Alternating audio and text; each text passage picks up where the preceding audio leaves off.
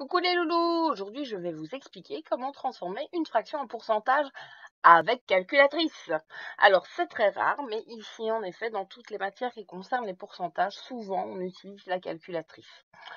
Donc, nous allons prendre comme exemple la fraction 3 septièmes. Alors, 3 septièmes, c'est une fraction, c'est un nombre, mais une fraction représente aussi autre chose, ça représente aussi une opération.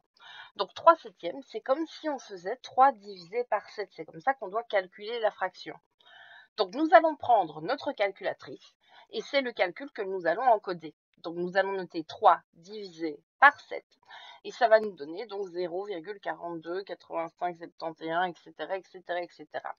Nous allons prendre les 5 premiers chiffres derrière la virgule. Alors, 5, pourquoi? Parce que souvent, on nous demande d'arrondir au centième plus tard, et donc nous aurons besoin de 5 chiffres. Alors, donc je recopie et je mets 3 petits points après pour dire que ça continue. Ensuite, pourcentage. Le mot pourcentage, rappelez-vous ma précédente vidéo, dans le mot pourcentage, il y a 100. Donc, par conséquent, dans ce cas-ci, ça veut dire quoi? Ça veut dire qu'on va prendre les centièmes.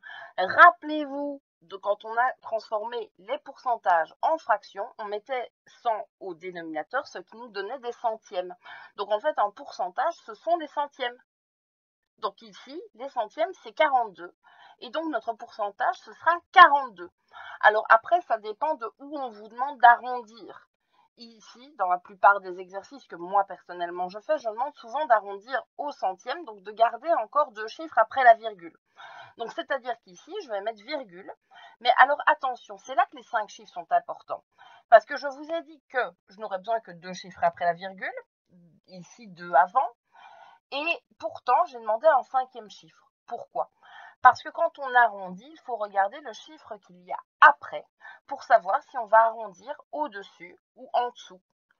Ici, comme c'est en 7, on va devoir arrondir au-dessus, donc on ne va pas noter 85, on va noter 86. Et on n'oublie pas de bien noter le petit symbole pourcent. Donc 3 septièmes, c'est égal à plus ou moins 42,86% puisqu'on a arrondi.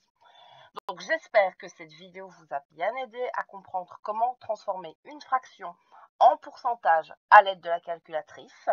À bientôt pour d'autres vidéos mathématiques.